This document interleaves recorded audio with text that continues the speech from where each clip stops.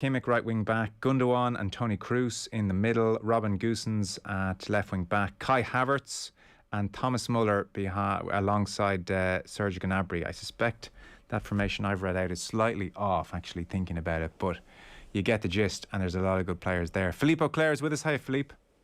Hello, how are you? Very well. You know what, I was just thinking, really, for teams like us, lowly Republic of Ireland, the qualifiers are very exciting. Every game is do or die. You have big national events. Can we eke a point here, a point there?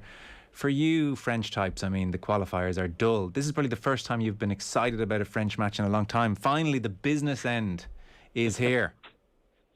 Well, okay, you can say that. Excited, a little bit nervous as well, because I don't necessarily think it's going to be the easiest of games, especially at the Allianz Arena.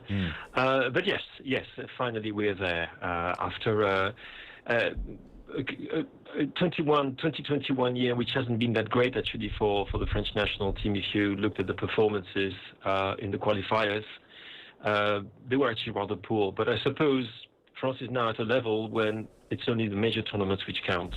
I know it's going to sound terribly arrogant, but it didn't used to be the case, believe me. Yes. So we'll get into this evening's game, but I just wanted to get your sense of the nature of the France-Germany rivalry down the decades or down the years. Like we'd have a fairly good understanding here of the England-France rivalry, be it in football or rugby, and England-Germany, obviously, and the Dutch and the Germans wouldn't be best friends, and a lot of this is political as much as anything else. I think of France-Germany, I think of not exactly allies in the World War, and that's got to be some kind of lingering factor. And I think of poor old Tony Schumacher. So give me your sense of France and Germany and the nature of this rivalry. First of all, you can take all the historical factors, take them out of the equation.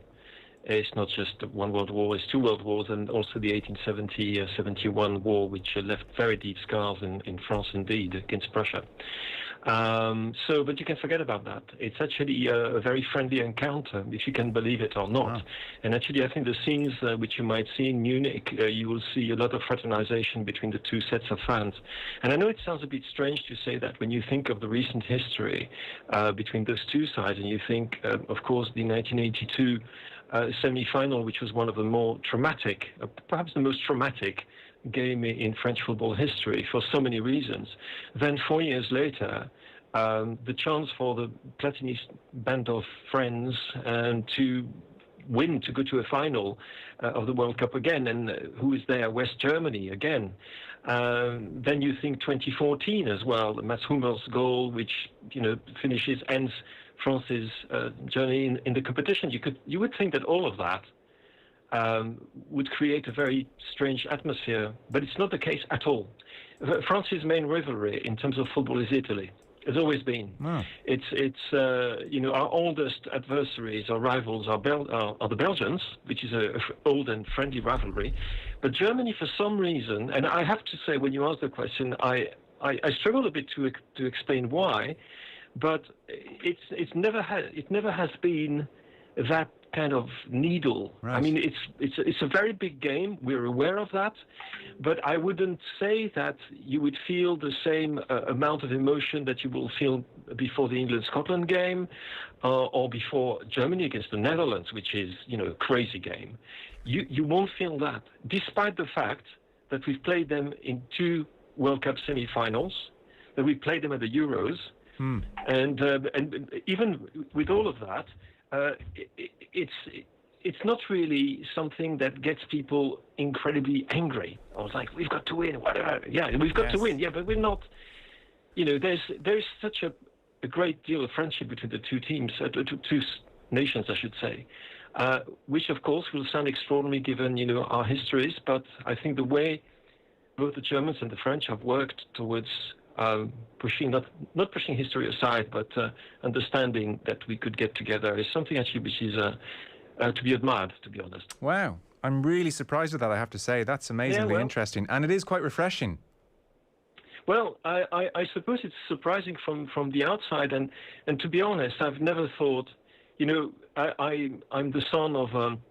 My father was in the resistance a little bit. He was very young. My grandfather fought in World War. One of my great uncles was killed by the Germans. But I never thought of it like that, ever. And we never thought of it like that ever amongst our friends, our families, and so forth. There was something called reconciliation, which happened, and which is why, for me, who lives in London, it is so shocking sometimes to see the references to World War II and so forth, because, we know what it was like. We suffered, but it's not something that is weighing down our relationship with the new Germany. They are friends. And as I said, you can see that in Munich right now, with the two sets of fans fraternizing and looking forward to having a great game, and obviously to beat each other, because the sporting rivalry is very much there. But even Tony Schumacher wasn't able to transform that into some kind of a really bitter opposition. Yeah, I said poor old Tony Schumacher. Of course, he was the one doing the damage, but I say poor because that's all he's remembered for, which probably isn't very fair on his career. No, it's totally fair. It's totally fair. From my point of view, it is. That's what he is, and he will be forevermore. That's, you carry. It's karma. It's karma, my friend. So, two contrasting moods, it seems, and sets of expectations here for these two great traditional powerhouses in world football. We have the French arriving as reigning world champions, most of us fully expecting them to replicate the team of 98-2000, and then the Germans, it seems, in a sorry state, and it's Jogi Löw's final stint in charge, a lame duck manager. They do obviously have home advantage this evening, which is the extra quirk in this tournament. We see Portugal in Budapest, and it is obviously a huge advantage to have home advantage. I find it hard to believe, I'll get on to France with you, Philippe, obviously. I do find it hard to believe that Germany are as in poor a state as everybody is telling me. I'm exactly with you on this one. And I actually watched Germany play against Denmark in one of their preparation games, in a game which was played at a pretty good tempo, and there was it was a properly competitive game, and they drew 1-1. And you look at that, you think, okay, they were not that great. They drew 1-1 against Denmark. No, they were actually very good for 45 minutes, created loads of chances, hit the woodwork twice. I think they had 6 big chances in the first half. They were just a little bit. They were not as good as they should have been in front of goal. But I don't accept that this German team is as poor as some people have said. And also, it's very difficult to judge. We see one of the reasons why I'm really looking forward to tonight is that the impact of Müllers and Hummels coming back in the team in a major tournament, two players who have got huge experience, and I think in the case of Thomas Müller, one of the true greats of our time in terms of, even if he's not recognized as such, he's a great player, a truly great player. And also, many of them have finished the season on a high, and I'm thinking of the Chelsea boys there. Rudiger and Timo Werner. Well, okay, maybe we'll see him later, and Kai Havertz, who seems to be becoming really good. So I'm thinking, no.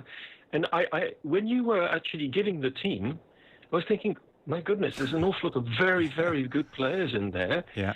I'm not too sure about the tactical formation, the tactical setup. Probably 3-4-3, I would imagine. Yeah. But the way exactly it's going to shape on the pitch is going to be fascinating, and also the position of style, the 3-4-3 against the 4-3-3. That's going to be interesting too. But it's a German team that could surprise us, especially in front of, even if it's only, I think, 16,500 spectators in Munich. It makes a difference. I mean, we saw it in the game that Hungary played against Portugal until the 81st minute or something like that. We saw the huge difference that it makes. So I haven't watched much of France in the intervening years since their World Cup win. Can I give you the blunt and not very nuanced view from afar, and then you can put all the nuance on it? So France, they've got their back four, and look, I remember Pavard's goal, he did his thing at the World Cup, and they've got Varane in there off the back of a not great season, but he'll be fine. So they've got their back four, and that'll do their job. We have Rabiot there in midfield, he'll do his thing. We have Kante, we have Pogba. Pogba plays a more disciplined role. They are a pragmatic bunch for all the panache, and so the plan is back four. Lads, you sit in front, don't do anything fancy, and knock it up there to Benzema, Griezmann, Mbappe, and enjoy the show. That's how I have France. I certainly hope it's not going to be like that.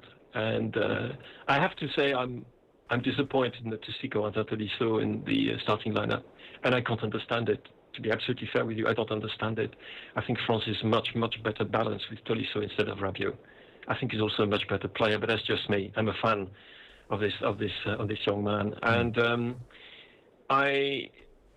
if the preparation games are anything to go by, and of course it's to be taken with a pinch of salt, because playing against a weak Bulgaria and Wales reduced to 10 men after something like half an hour is not really, it's not very easy to judge a team by that. On the other hand, what I saw was a lot more rhythm, a lot more energy, and interestingly, a different kind of role for N'Golo Kante.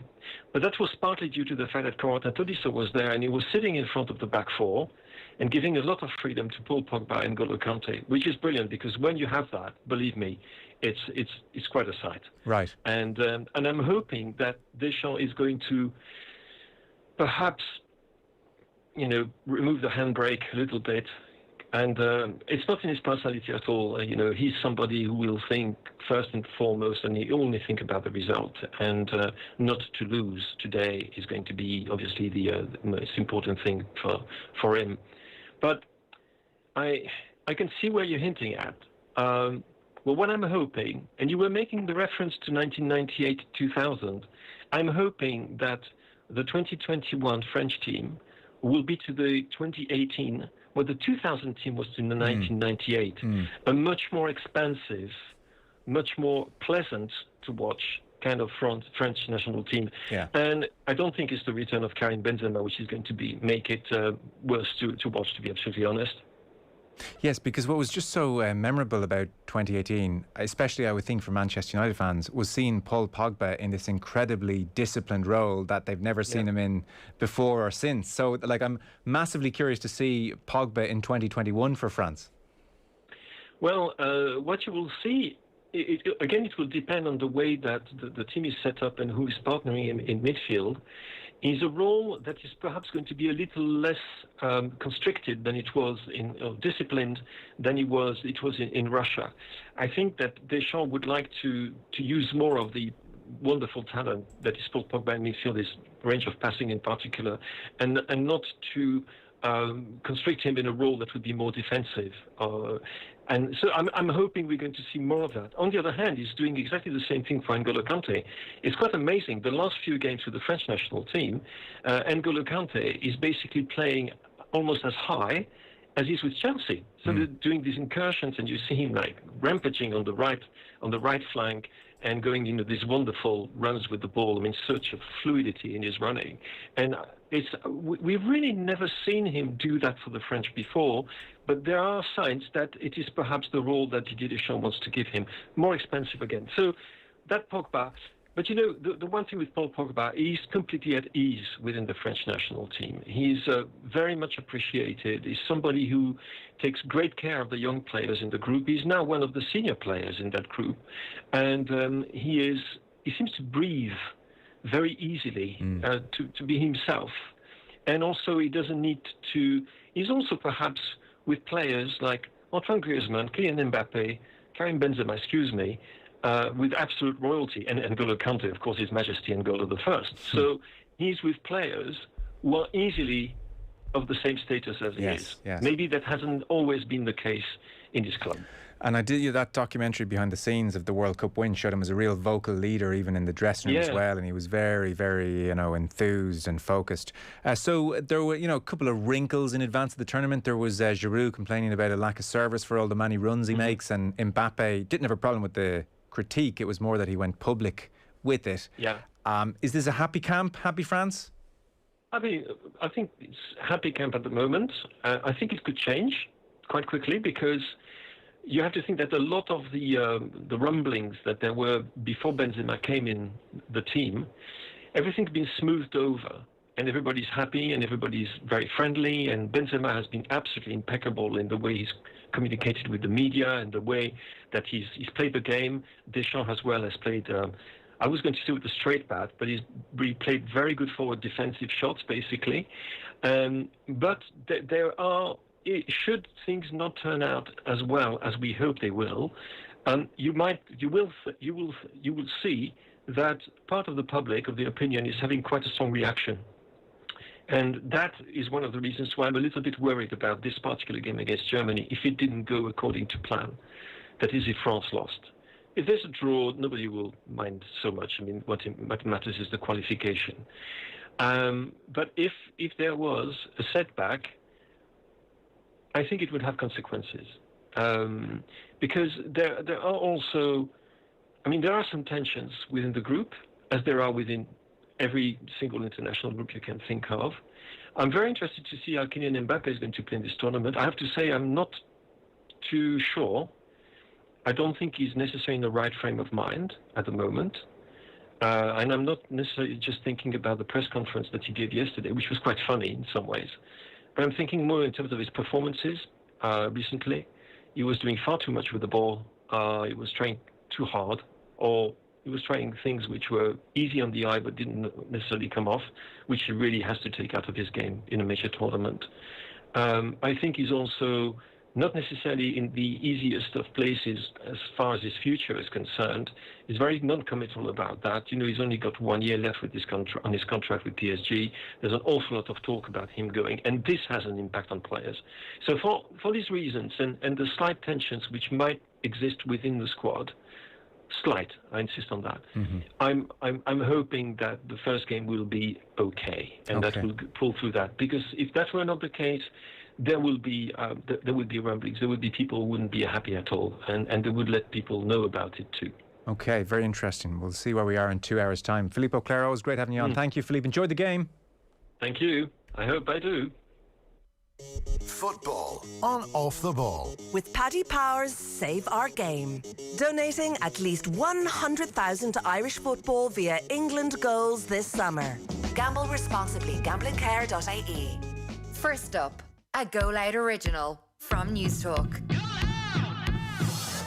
Get all the news you need to start your day with First Up, the podcast that brings you stories, analysis and interviews with the top newsmakers.